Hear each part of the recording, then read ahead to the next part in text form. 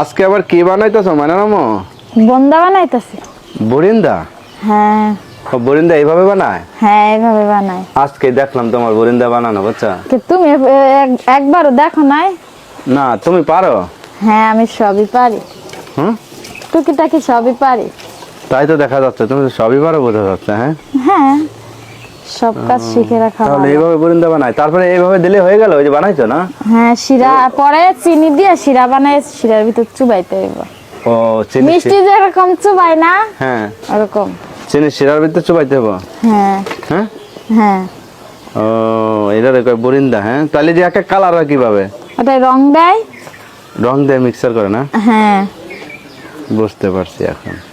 রং দিলে এক একটা এক এক কালার হয়। তো তাড়াতাড়ি করো, ইফতারের সময় হয়ে গেল না? তাড়াতাড়ি তো করতেছি, এখন আজকে রান্না হয় নাই। রান্না হয় না এখনো? না, আজকে মাগরিব আজানের পরে রান্না করবো।